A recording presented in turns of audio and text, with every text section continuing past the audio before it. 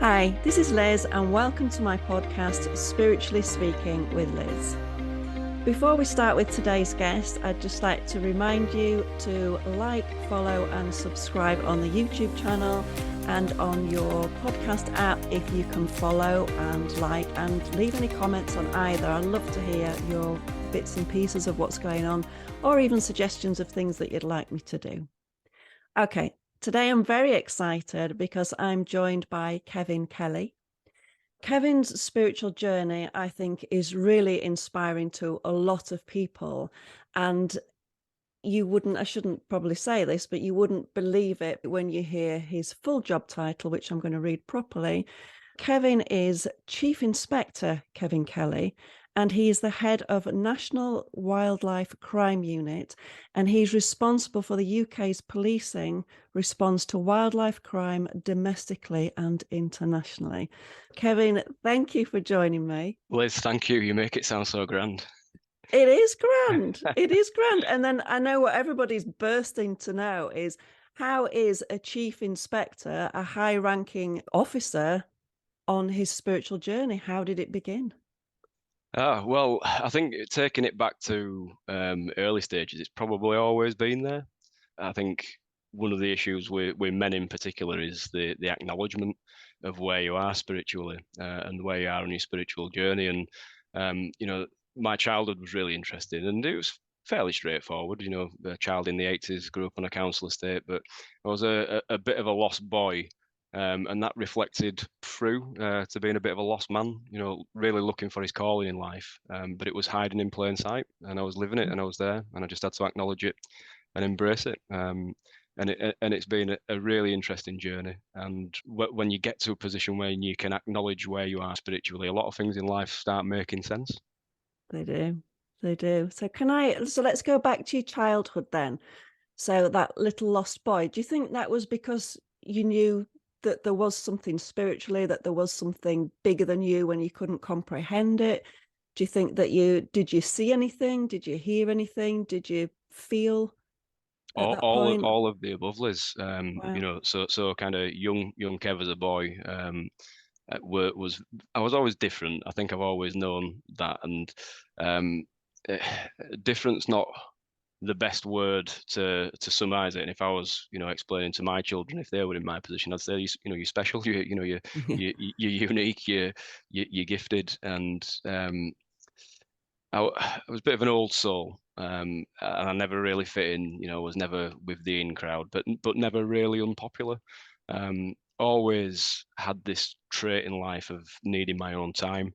So never so much a loner because I'm really good around people. And I think when I'm around people, I bring the best out in them. And now I understand my place spiritually.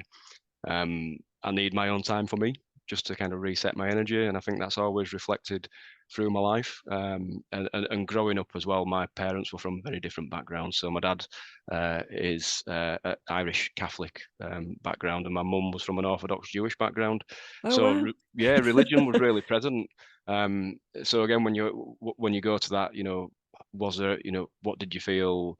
How did you feel? How did you go through your life? I had these two really dominant strains of religious understanding that I've been exposed to, and I wouldn't have it any other way because it's given me a really good grounding. But going back to the earlier bit, did you feel? Did you see? Did you hear? My mum used to think I was kind of mad as a young child, and she used to relay this fantastic story. And she's like, you'd be in your bedroom talking.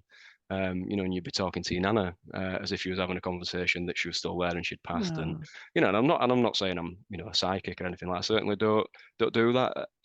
But it just helps me understand now some of those things that were quite difficult. When you're being told stop it or we'll take you to the doctors. Now you understand really? Yeah, that you can yeah. be, that from a young age I've been very intuitive, and that's followed me through life. I think that's a better word, intuitive, Yeah. because it's that intuition, isn't it? That gut feeling that is, in my opinion, what drives us, what protects us, what takes us further, what Yeah, yeah. expands us, really. Yeah, absolutely. And I think it can be a scary thing, I think, as a child.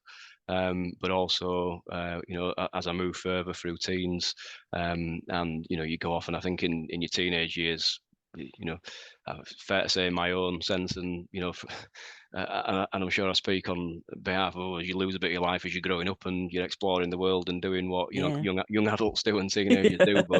But actually, that kind of deep seated connection never really goes. And then at certain points in your life, they get back on track. And I mean, 2016 was a big thing for me.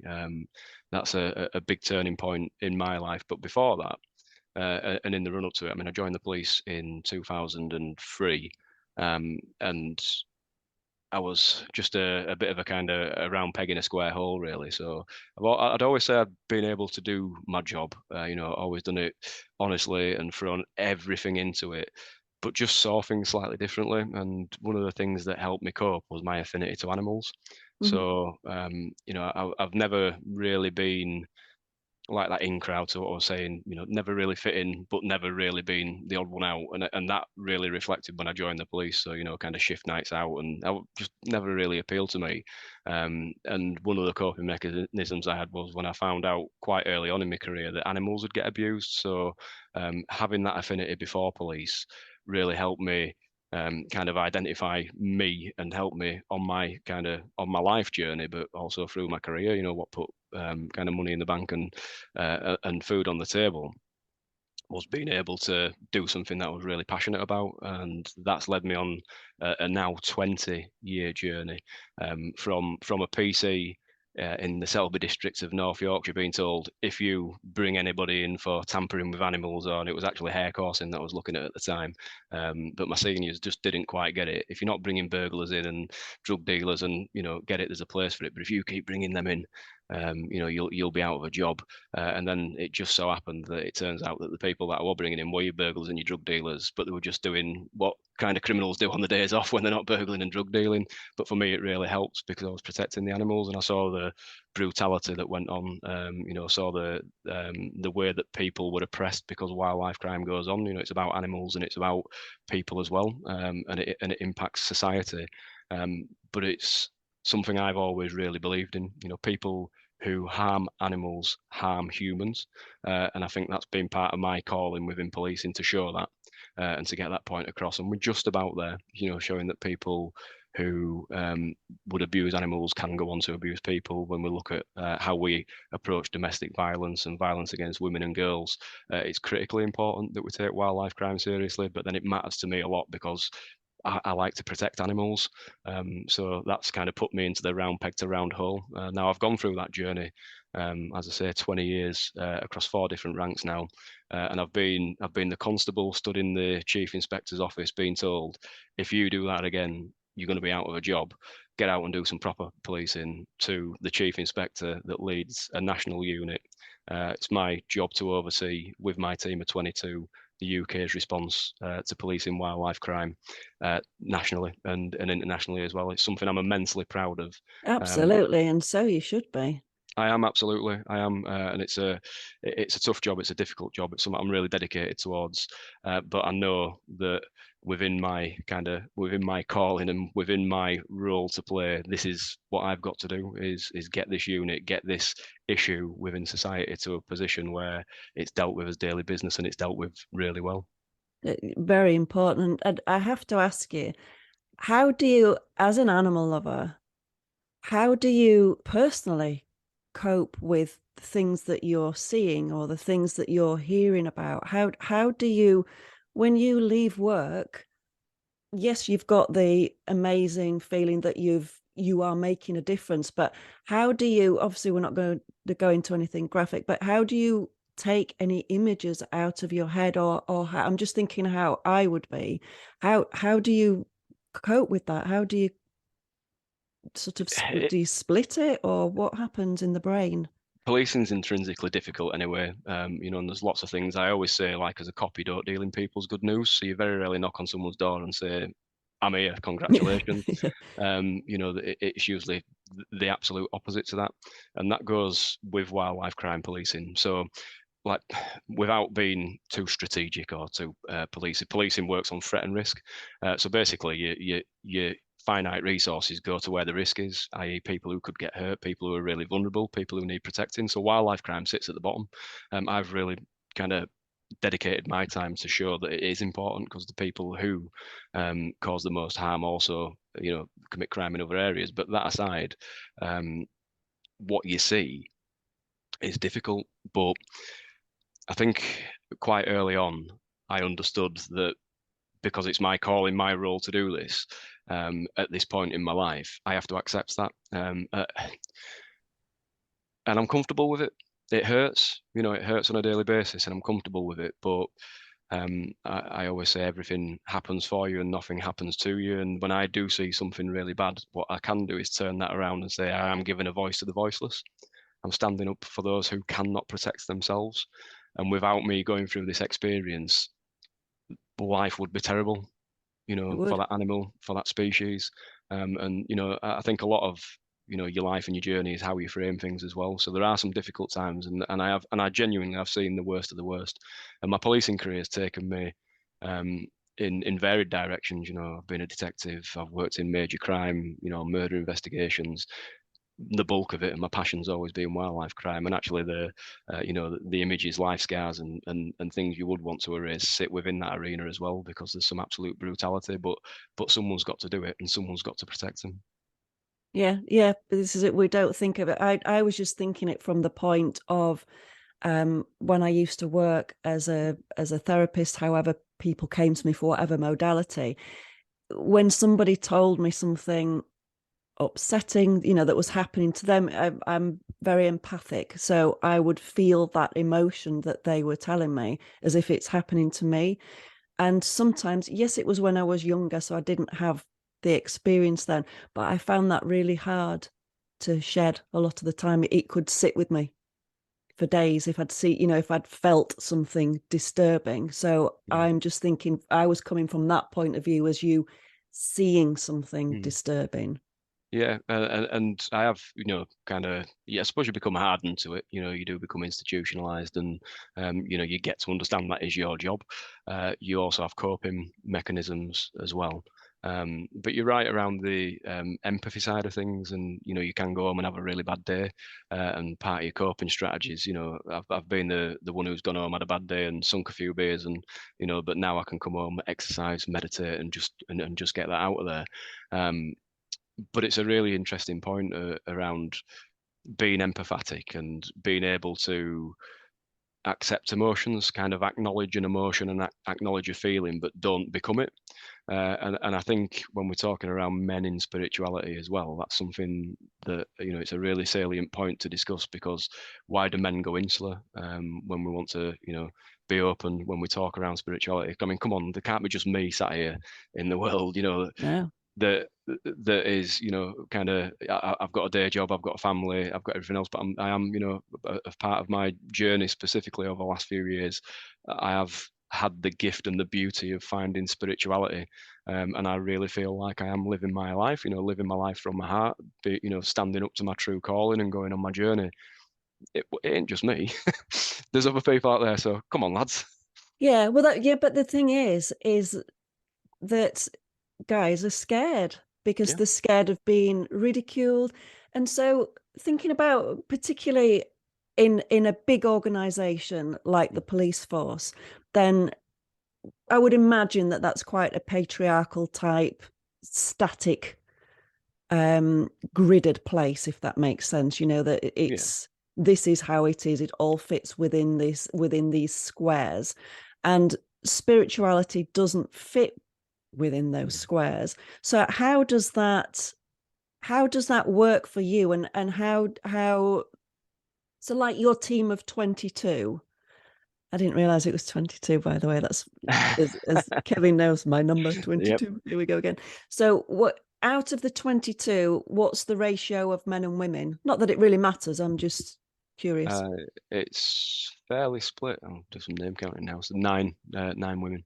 Right, okay. So, So with the guys, well, and with the women, how do you so what we've spoken about, this being your calling and being hardened to it, and your spiritual practice helps you to deal with it. How do you pass that on to your team? So you must come across some cases where you'll look and think, actually, this person A seems to be really quite struggling with that. How can you bring spirituality to them? Yeah, it's a really interesting point. And just going back to when you said about policing being quite rigid, and we do, we have strategies which tell us what to do, and we follow our leaders. So you're quite right, and that was one of the big struggles, as you know, when I come to you and I was like, Liz, my life's a mess and I don't know what's going on, and you're like, it's fine, this is what's happening. Because you need that fluidity, and while structure is good, you actually just need to be a little bit fluid as well. And I adopt that into how we go about our team. So, I mean, I've got a fantastic team. I do say I'm there, I'm guesting with them for a period of time, and they're the real kind of winners. And it's a pleasure to kind of lead them. But throughout that leadership, we have policing hat on, we've got strategy, we've got performance indicators. We need to know what we need to do to protect people and protect animals. But outside of that, I also need to protect my people and bring the best out in them. And I always say, I mean, I do various things with the team. I told you recently I did a group meditation, and I thought they'd all think that I'd genuinely gone bonkers, and they loved it. They absolutely loved it. But for me, that was a big fear of mine, because I do that daily. That's Yeah. part of my ritual, Mm. Well, and part of my you were coping sharing mechanism. you with them. Yeah, Yeah, yeah. Very totally. personal. They saw the real, raw, vulnerable me, and actually the conversations that we've had from that have been great, because it's helped build the individuals, and selfishly, as kind of leader of the team, it's kind of really helped boost a bit of performance as well. So, we put our well-being hours into work, where I'll give my team, time to focus on themselves, and we'll do group sessions as well. We encourage open talking, and I think you can look at leadership in many ways, but it's not always, being the first across the line. For me, it's about getting my team over the line, and me potentially finishing last, and that I'm really comfortable with that. So in that vein, it is absolutely down to me to be really upfront with the people I work with, and my team, and starting with them is saying, look, this is me, this is how I live my life, and I've always been quite open with where I fit within this kind of spiritual jigsaw. And I think that honesty reflects really well. And again, which is why I'm here today. And it's a bit of a bold move, because obviously who I am and what I do, everything I say can be on front page of the press. There's no issue with that, but I'm not scared, because there's other people in my position who need to speak up and need to accept. And you look with kind of male attitudes in society. There's so much going on with mental health, which affects men and women. Yeah. But there's always that strap line of men can't talk. It's okay not to be okay. Please speak up. I'm here for you. And I genuinely believe that embracing spirituality, being able to kind of look into yourself, understanding that nothing happens to you, everything happens for you, seeing the good in everything, would be a really good cornerstone to start helping people overcome. And actually do, I don't work with people, because I don't do anything spiritually for employment as a living. But naturally, I, I'm a leader naturally. I get paid for it, but I do that outside, and I think people come to me because energetically I attract people, and I help people. So I don't do it in a professional context, but I do help people who do struggle, mentally. And I have my kind of peer groups that I work with, and that's something additionally that I do. And a lot of the coping mechanisms that I use that I can help other people with come from that understanding of spirituality. And just don't be scared. Don't be scared of it. It can be a lifestyle. It can be a belief. Can be something that you can drop in and out of when the time's right. But it's got to work for you, and you've got to be prepared to be open to it and accept what's kind of coming when you go through those practices. Absolutely. So when you go back to the 20 years ago, to the constable, Kelly, from where you are now, what advice could you give him, do you think? You've got nothing to be scared of. And I think that's key. You've absolutely got nothing to fear looking at where I am now. And I can even use that of, should I come on here and speak openly like this? But actually, yes, I should do this, because I have got nothing to be scared of, and nothing can hurt you unless you give it permission to do so. So anything I say today, nobody can hurt me with anything I say because it's coming from my heart. It's coming from something I believe in, and also think about how you frame things and how you see things. So, I've said a couple of times, everything happens for you. Things very rarely happen to you.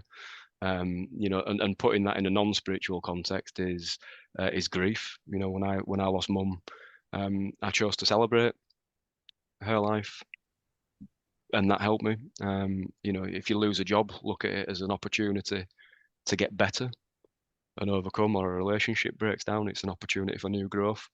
And likewise, if you are wanting to explore anything in life, really, spirituality, who you are, what your inner calling is, any ambitions that you've got, don't be scared. Don't build your own blockers. That's the first bit of advice. Second, from what I've learned from taking number one is trust your intuition. Trust your intuition, absolutely. And if it feels right, then it probably is right. And it's making those decisions kind of from a place of love. Make your decisions from your heart, detach your ego. Mm-hmm. You know, don't force it. I always think, and a lot of the conversations that I have with people is, you know, uh, this is where I am on my spiritual journey, but I'm not there. And what's the answer? And I know when I first started kind of, you know, building the relationship with you, Liz, what I like, and especially, and I think that's a typical cop thing, is that being in an environment where you ask a question and get an answer, specifically at the role and rank that was at the time. You want to know things and you usually get answers, but the beauty of living a very holistic, love-filled spiritual life is you don't actually need them, and you've just got to trust in the journey. Yeah. And things will come. When the student's ready to teach, it'll appear, which is something from a book that you gave me, and I always stand on that, and that kind of summarizes our interactions and relationships. And I mean, for me, I was like, Liz, where am I going to be? What am I going to do? Am I going to be a psychic? Am I going to read tarot cards? Am I going to be a healer? What am I? And you're just like, just allow it, Kev, chill out, go for it. And at that time, I couldn't, but now I love it. I love the fact that whatever happens, it will be fine. It will be okay, because this is how I live my life. And I think the last piece of advice would be, and I know this is a difficult one for people to ingest, specifically men, specifically anybody in a professional capacity, or if you're one of the lads down the pub and it's a bit woe and a bit way and whatever, because it might show weakness, and trust me, it doesn't show weakness. Is live your life from a place of love. See the best. Really tap into what it means, and that's not like loving your dog, or loving your favorite takeaway on a Saturday night. It being that energetic version of love where you can make those decisions from the heart. And touching upon what I said is, you're faced with a situation and you make a really quick decision. It's probably come from your head. And there's times in life when you've got to do that, specifically within my role and previous roles, where I've got to make really assured decisions where it's a matter of life or death. But realistically, living that spiritual life and developing yourself and wanting the best for others, think about your decisions that you make. And a decision from the heart will probably lead you to a satisfied life. But decisions from the head, for me specifically, if I rush into it, I usually find they could involve judgment, and they definitely bring the ego into play as well. Mm-hmm. And I think that's a really important area, specifically for men, because ego is huge. Yeah, it is. It is. Well, I think that's amazing advice. And yeah, the ego it's huge in men and women. I think it's a constant battle that we're not battle, that's the wrong word, but it's constantly there. And it's how you choose to react. We've always got that choice, haven't we? Like the road rage, we've got that choice. Do we F and Jeff at the person that's just cut us up? Or do we just smile and say, let it go? Yeah, really grateful that I didn't have a crash. Have a nice day.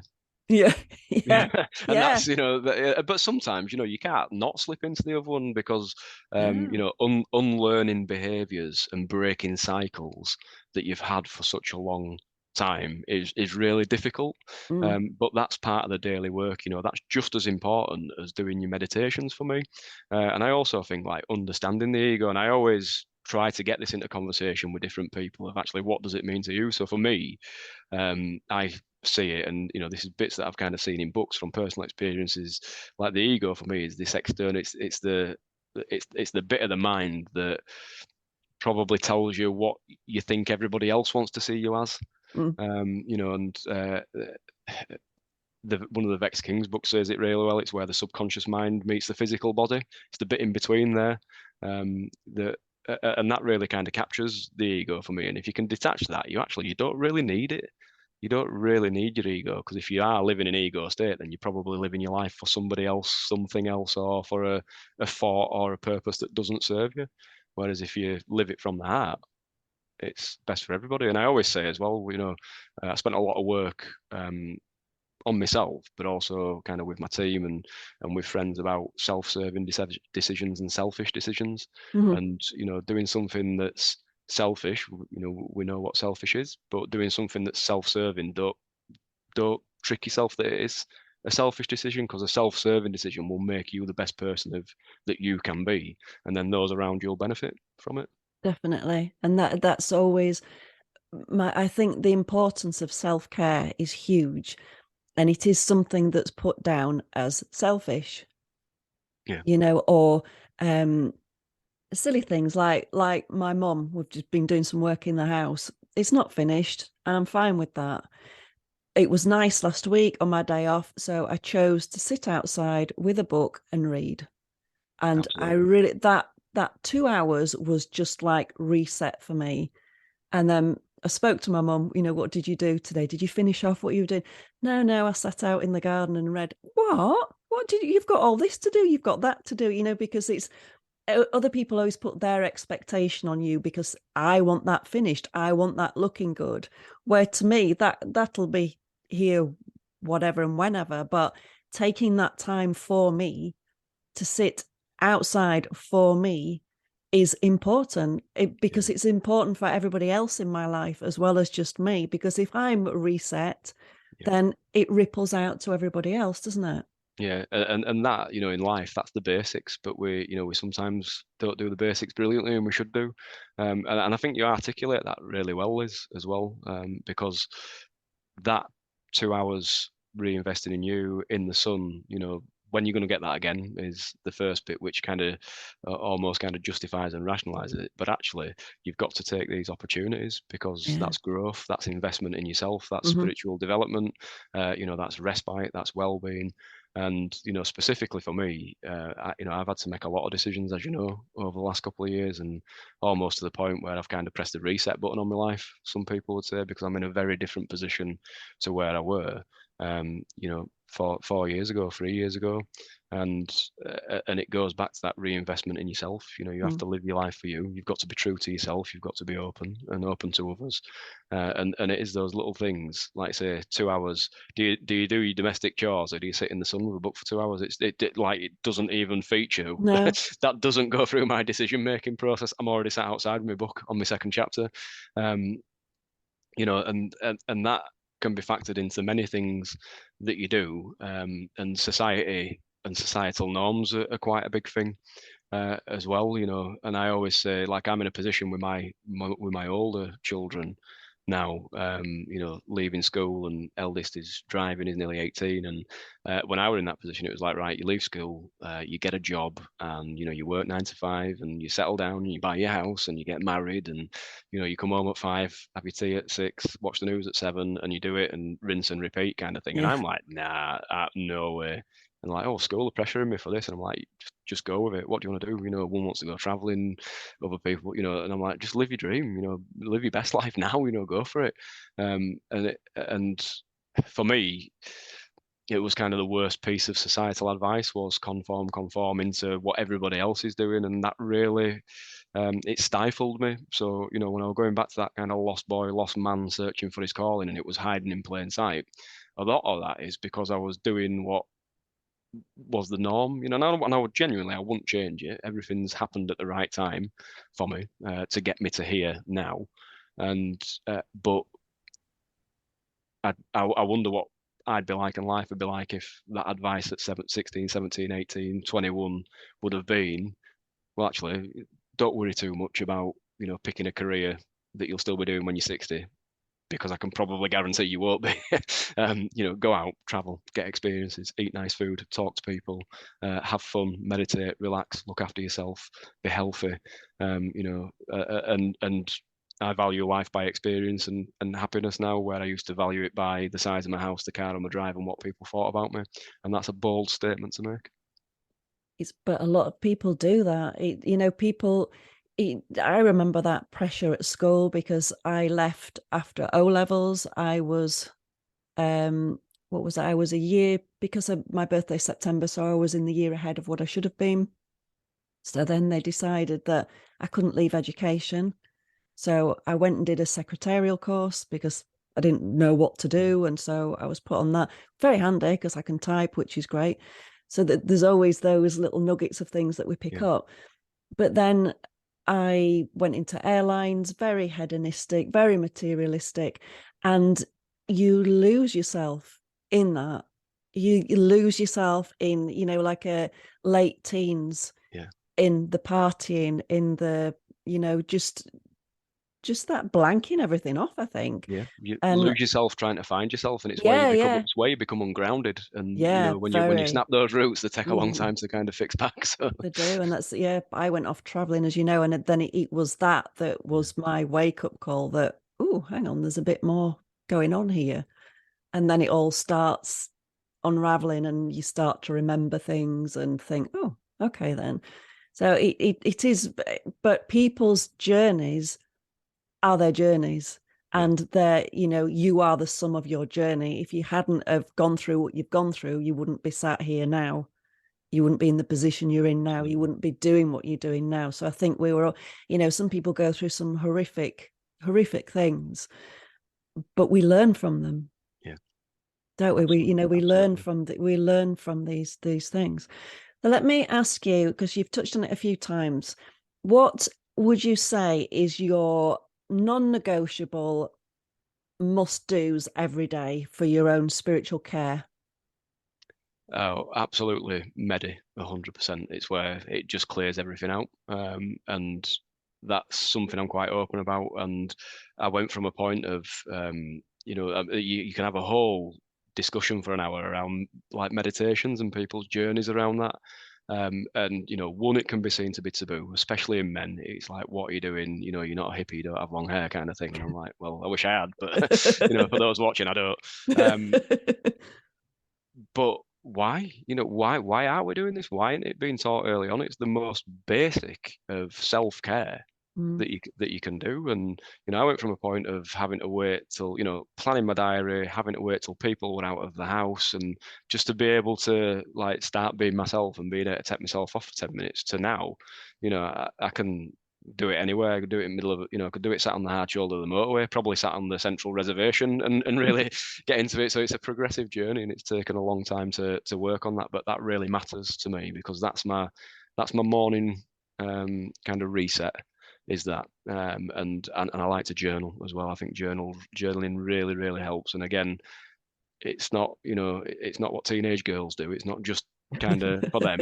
This is really, really important. And It is. and and the bargaining chip, gentlemen and ladies, that I'll put down around the importance is that when you have a day and the mind's working against you, and you're up against it, is get everything out of there, out of your head, onto that piece of paper, look at it.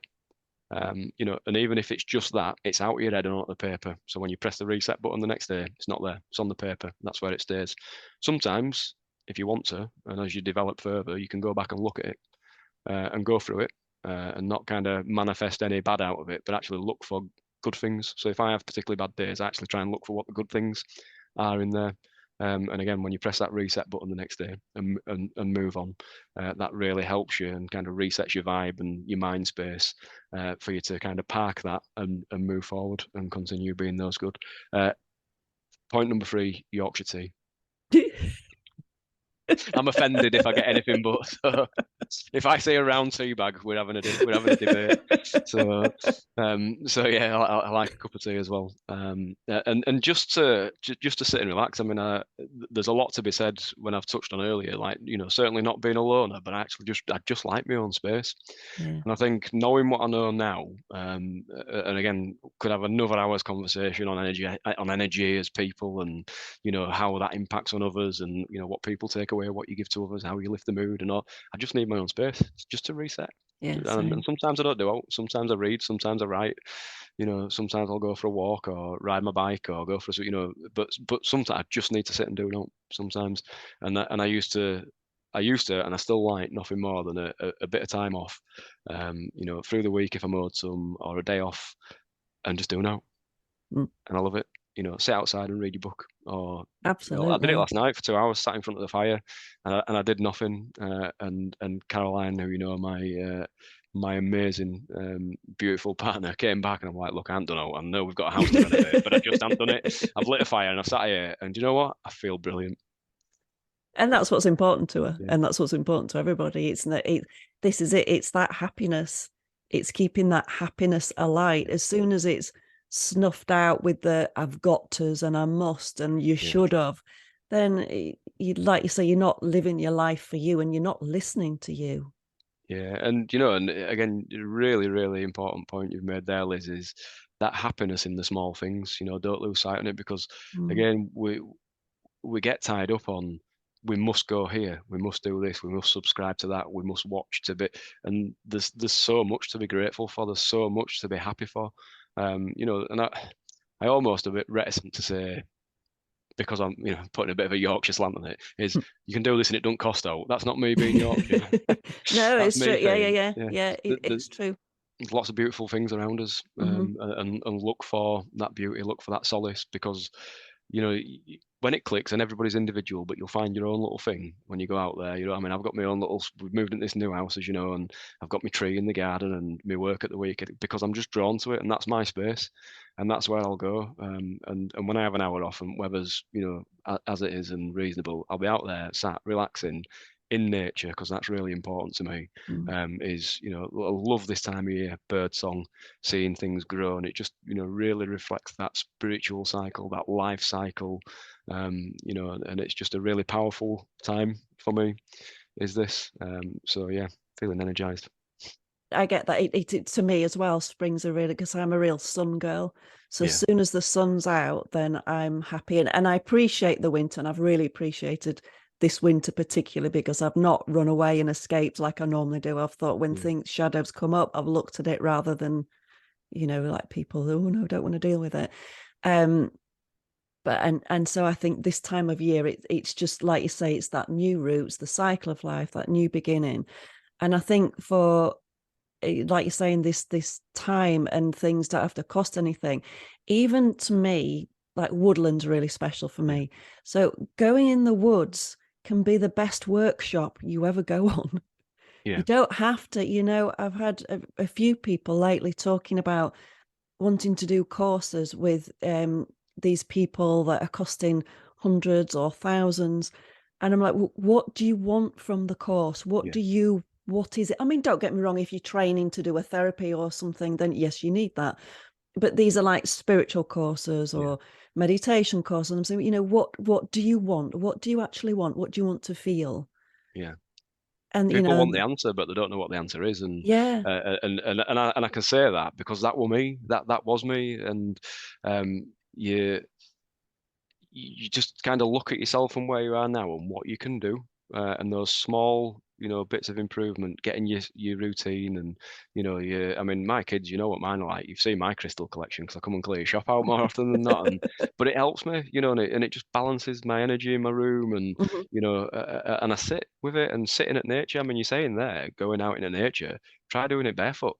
When Yeah. get out, if you're listening to this and you're like, what are you on about nature? Go on, if you take your morning cup of tea, here's my challenge to you: take it outside, and stand barefoot on your grass if you've got it, on your concrete, wherever. If you can I love it on grass, or stand next to a tree and hold it and ground yourself and root yourself. And yeah, crazy man talking, crazy man talking. No, but it's yeah, Do it and tell me I'm crazy. absolutely. And But they've proved things. They call it earthing now, don't earthing, they? Can't grounding, yeah. whatever you want to call it. Yeah. Yeah. Well, exactly, whatever you want to call it. But I think scientifically they've proved that something interacts with the soles of the feet and the Mm. energy of the earth, or I don't know. Not that we don't need that scientific proof, but some people do, and that can be some people's lead in, can't it? That you can say, Yeah. well, scientifically, then their ears prick up and go, oh, okay, then.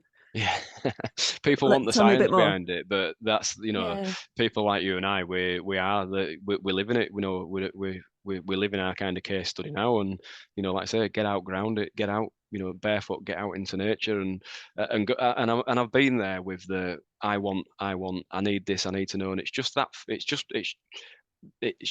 being a bit of a victim of kind of society because we can get, we can get things delivered to us door. You can kind of get a pizza to your door quicker than you can get a police. Than you can get the cops sometimes. You can say that. Well, yeah, I Oh, can. Yeah, God. um, Yeah. but